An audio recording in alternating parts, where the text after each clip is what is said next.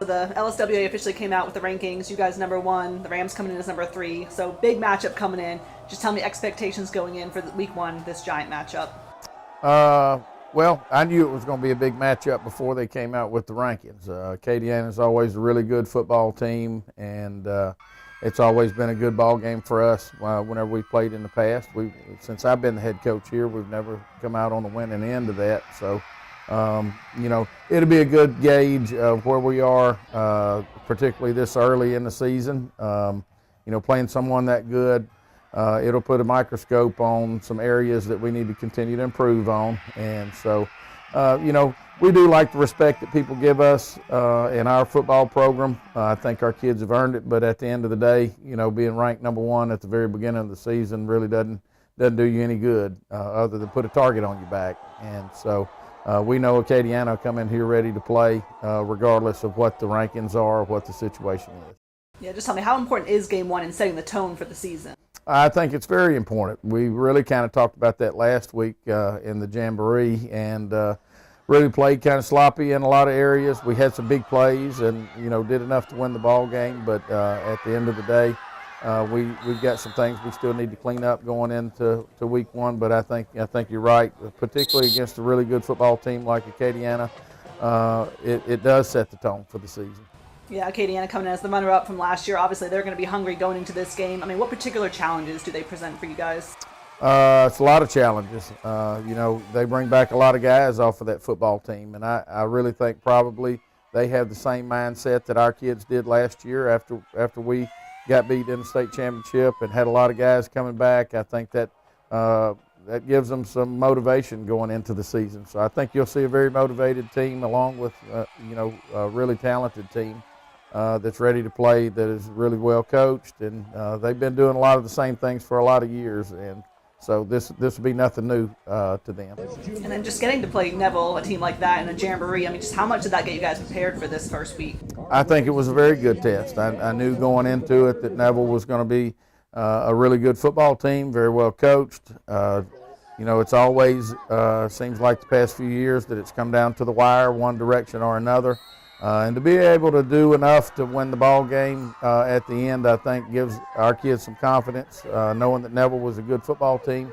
It'll be a different football team, but a really good football team again on Friday. And so I think that gives us a good indication of where we were at that point. But like I say, there's still some things that we needed to go back to work on this week and continue to improve. I feel like we always have to talk about Aiden in some way. I mean, that Jamboree, people were saying that was the best individual performance they've seen from a high school athlete in a long time. I mean, just coming in, having such a breakout season in his first year last year, all the hype around him, all the D1 offers, how has he been able to stay, within himself, and just what does that say about him as a player and a person? He's been really humble about all of that, and has kind of taken it in stride. I think he's done a really good job of being able to handle all of that. He's really strong in his faith in God, and I think that that helps him to stay humble and to stay appreciative of the talent that he was given, and gives the credit there. And I think that if you're able to do that, particularly at his age, you're able to handle everything that comes with it. And so I think that that's been very special for him. And for him to be able to do that and handle all of those things, I think speaks well to him and how he was raised.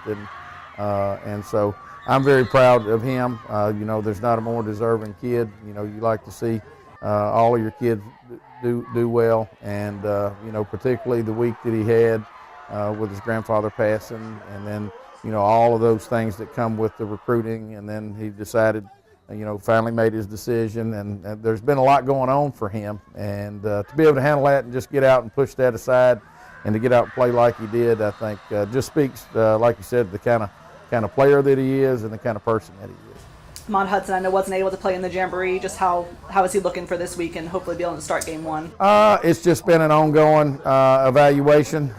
He's doing a little bit more this week than last week, but we're going to be careful. He's still got a cast on his wrist, and so being week 1, we're not going to shove him out there if it's not ready. He'll get evaluated again by the doctor this week, and we'll just play it by ear. But we're not going to rush things.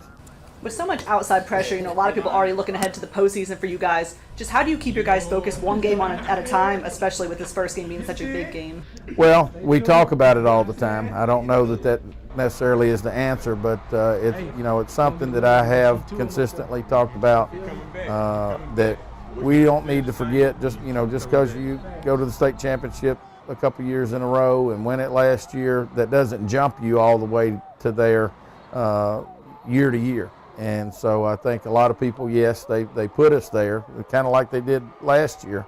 And there's a lot of work in between now and December the 6th. And so I think constantly reminding our guys that we don't need to forget how we put ourselves in that position the last couple of years, that we need to come to work every day and continuously do that and try to improve, that you've never made it, you're not ever as good as what you need to be, and then you just stop. That's not how it works, and I think our kids understand that, and they're definitely going to keep hearing it. You've been a part of this game for so long now. Tell me, does it ever get old, the first Friday night, under the lights, going out there with your guys? I mean, does that feeling ever get old for you? No, it doesn't. That's why I keep doing it.